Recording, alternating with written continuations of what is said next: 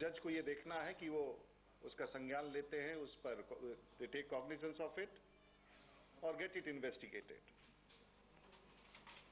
And he's used two provisions in it, Section 197 of the CRPC and Section 19 of the Corruption Act.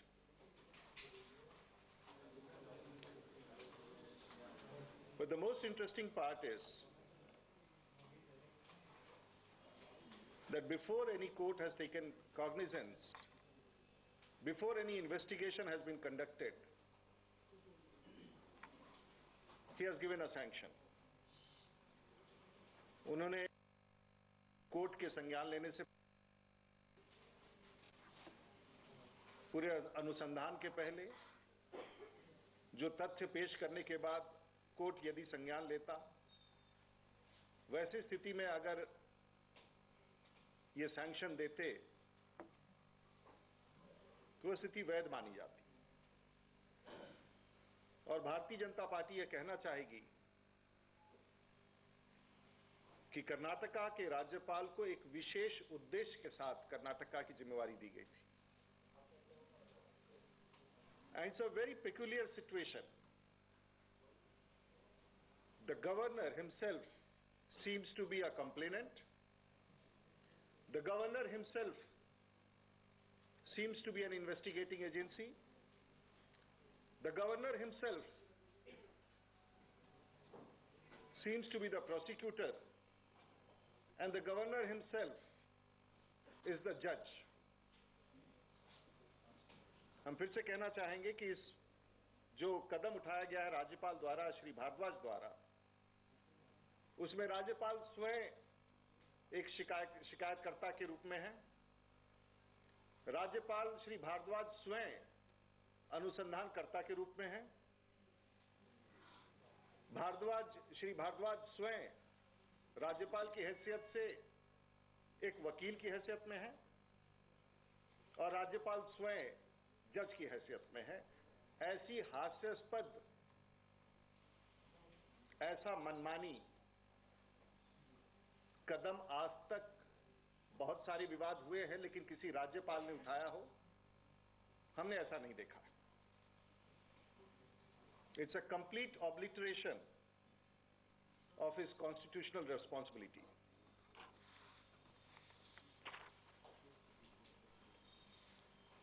Karnataka में पहले से जब ये सब विषय आए थे तो उस समय कर्नाटका के मुख्यमंत्री श्री येडियुरप्पा ने जो आरोप आए थे, जो एलिगेशंस लगे थे उनके खिलाफ, उन्होंने एक जुडिशियल इंक्वायरी सेटअप की थी और उसमें उन्होंने स्वयं का ही नहीं, जो उनके खिलाफ जो आरोप थे उनके स्वयं का ही नहीं, उन्होंने पिछले जितने मुख्यमंत्रियों ने उस प्रकार से जमीन के उपयोग के उस मानक को परिवर्तित किया था, चाहे उसमें कांग्रेस के मुख्यमंत्री श्री धर्म सिंह रहे हों, चाहे उसमें कांग्रेस के मुख्यमंत्री श्री एस एम कृष्णा रहे हों, या फिर श्री जो देश के पूर्व प्रधानमंत्री और कर्नाटक के पूर्व मुख्यमंत्री श्री देवेगौड़ा हुए हों, या उनके सुपुत्र मुख्यमंत्री श्री कुमारस्वामी हुए हों, या श्री येडियुरप्पा स्वयं हों, उन्होंने सब इस पूरे विषय को जांच में दिया था. अभी तक उसका जांच का प्रतिवेदन प्राप्त नहीं हुआ है और जो लोक आयुक्त ने जिन विषयों पर वो जांच कर रहे थे, जस्टिस संतोष हेगड़े, उसका भी कोई प्रतिवेदन पूर्ण रूप से प्राप्त नहीं हुआ है. इसके पश्चात भी राज्यपाल ने स्वयं अपने ऊपर लेकर के एक असंवैधानिक व्यवस्था कायम करते हुए, अपने पद का दुरुपयोग करते हुए उन्होंने प्रोसिक्यूशन की अनुमति दी, और वो भी to 2 independent lawyers. Well, the Bharatiya Janata Party would like to bring a fact that the intent of the governor was obvious, and the intent was very well expressed on 11th October 2010, when Sri Bhardwaj, as a governor of Karnataka, had sent a recommendation to the central government to impose precedent rule in Karnataka. आप सबको याद होगा, जब vote of confidence का सिलसिला Karnataka assembly में चल रहा था, उस समय भी कर्नाटका की राज्यपाल श्री भारद्वाज ने कर्नाटका की सरकार को बर्खास्त करने के लिए राष्ट्रपति को अपना संवाद भेजा था। भारतीय जनता पार्टी ने उसका दिल्ली के स्तर पर राष्ट्रपति से मिलकर के विरोध किया। जनता हमारे साथ थी और यहां तक कि बाद में जब न्यायालय का नियमन आया, न्यायालय की कार्रवाई हुई, उसमें भी जो कदम कर्नाटका की सरकार ने उठाया था, असेंबली की जो कार्रवाई थी, उसे बरकरार रखा। तब श्री भारद्वाज बुरी तरह से विफल हुए थे and the court had set aside and said that the actions in the Assembly of Karnataka was correct. Having failed them, and we must recall that the governor of Karnataka had failed them, he has adopted another underhand method to destabilize a popular government.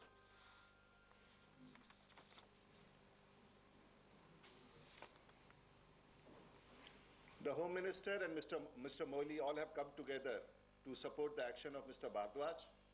The statements and the stance is outlandish. It seems all have come together to dislodge a government, the first ever BJP government in South. And presumably they are taking into reference the 2004 judgment of the Supreme Court, in which the special police establishment and the state of Madhya Pradesh, the Supreme Court had ruled in 2004 that the government can act independent to the decision of Council of Ministers, yet the issue of sanction has to be considered by the Council of Ministers. This was specifically said in a judgment in 2004 by the Supreme Court. In this particular case, even the Home Minister, Mr. Moily and the Governor all have come together to completely oppose the stand taken by the Supreme Court in a 2004 judgment. Bharatiya Janata party ये आरोप लगाएगी और हम मानते हैं कि the Governor of Karnataka, Mr. Bhardwaj, has been sent with a political agenda. His political agenda is to destabilize the BJP government in the state. His political agenda is to establish and install a Congress government in Karnataka. His agenda is to become a part of the larger Congress ploy to distract the attention of the nation against corruption charges against this government. The charge of the BJP is there to usurp a popular government. And it is the same Mr. Bhardwaj, if you recall, who as a Union Minister for Law had taken steps to defreeze the accounts of Mr. Ottavio Quattrocchi.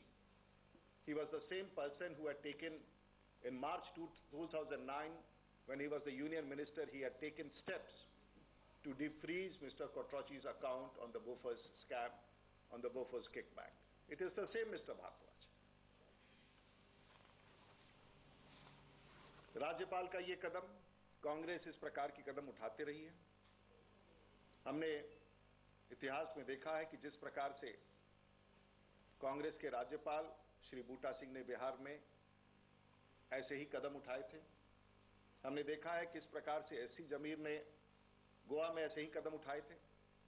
हमने देखा है कि किस प्रकार से सिप्ते रजी, जहां Bharatiya Janata party की सरकार का गठन होना था, झारखंड में किस प्रकार से झारखंड के राज्यपाल ने कार्रवाई की थी, जिसे हाईकोर्ट और उच्चतम न्यायालय ने भी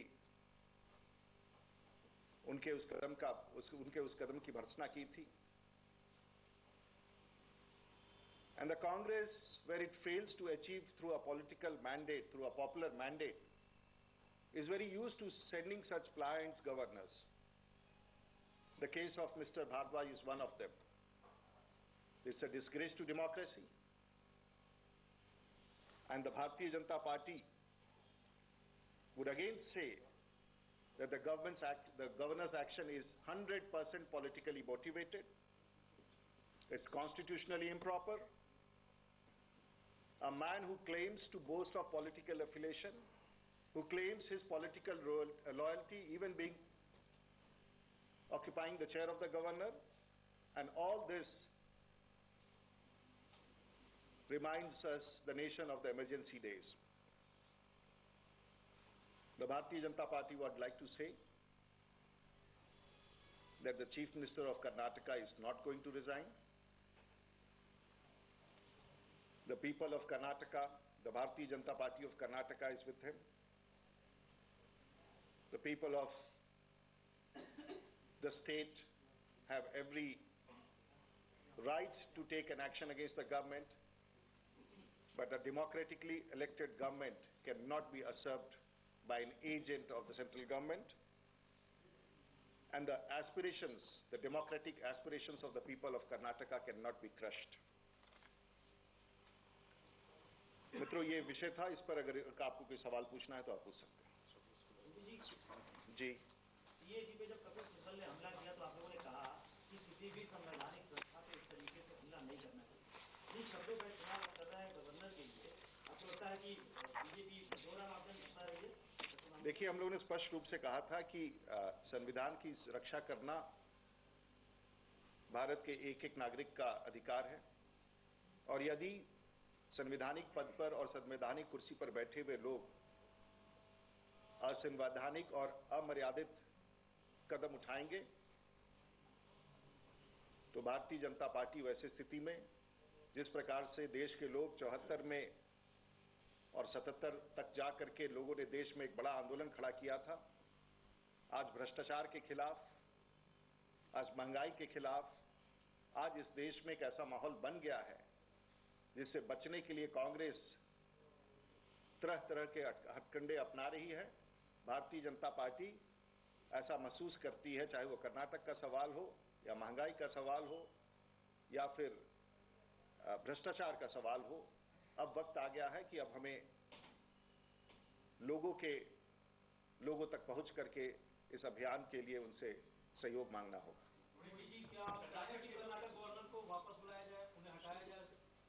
भारतीय जनता पार्टी ने अभी नहीं, राज्यपाल से मिलकर के कर्नाटक के राज्यपाल के इस पक्षपाती रवैये के बारे में, जिस प्रकार से उन्होंने पूर्व में भी सरकार को भंग करने का प्रयास किया था, हम लोगों ने पहले भी कहा है कि असंवैधानिक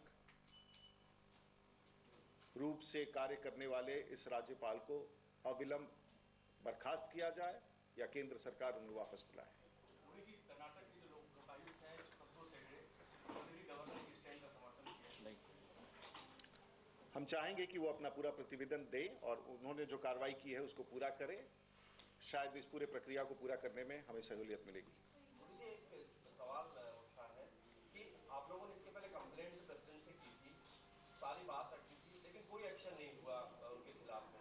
अब आप फिर जा रहे हैं मंडे को। देखिए, हमारा ये अधिकार है और ये एक राजनीतिक प्रक्रिया है, ये एक पॉलिटिकल प्रोसेस है, और इसमें क्योंकि हम सब इस संविधान में विश्वास करते हैं, हमारा ऐसा मानना है कि हमें राहत मिलेगा।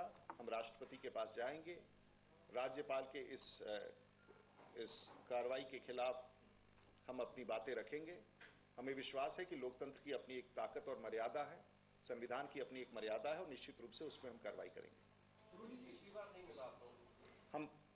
हम लोग बार बार इस बात को कह रहे हैं कि हम संविधान की मर्यादाओं को रखना चाहेंगे, देखना चाहेंगे, और यदि किसी राज्य में इस प्रकार का हनन होता है, और फिर मैं दोहराना चाहूंगा, ये भारतीय जनता पार्टी नहीं कहना चाहेगी, लेकिन आज इस देश में जहां 1,76,000 करोड़ का एक बहुत बड़ा घोटाला है, जिसमें कहीं ना कहीं देश के प्रधानमंत्री का भी नाम आरोप में आ रहा है, आज इस देश में कॉमनवेल्थ गेम्स के मामले में बहुत ऐसे लोगों का नाम है जिसमें कुछ राज्य के मुख्यमंत्रियों का भी नाम आ रहा है।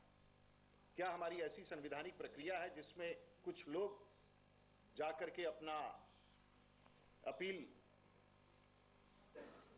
राष्ट्रपति के पास करें, और क्या राष्ट्रपति उनके खिलाफ आपराधिक मामला दर्ज करने का आदेश दे दे? क्या ये संवैधानिक मर्यादा है बिना छानबीन का? क्या देश के प्रधानमंत्री के खिलाफ यदि कोई 2 वकील जाकर के 2G स्पेक्ट्रम स्कैम में राष्ट्रपति से अनुमति ले लेते हैं, क्या ये संवैधानिक मर्यादा है?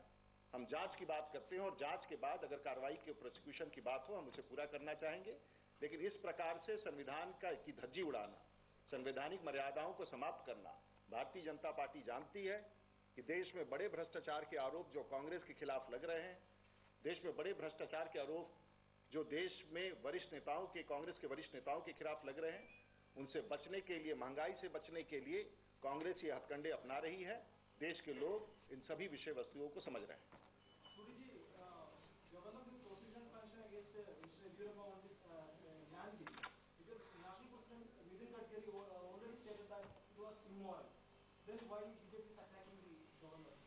I couldn't get your question, my friend. There were two other press releases by Mr. National President of the Bharatiya Janata Party, Mr. Nitin Gadkari, and we'll release them, and it relates to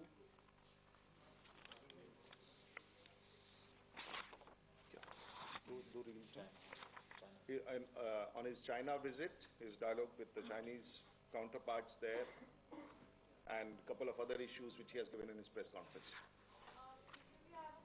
Yeah.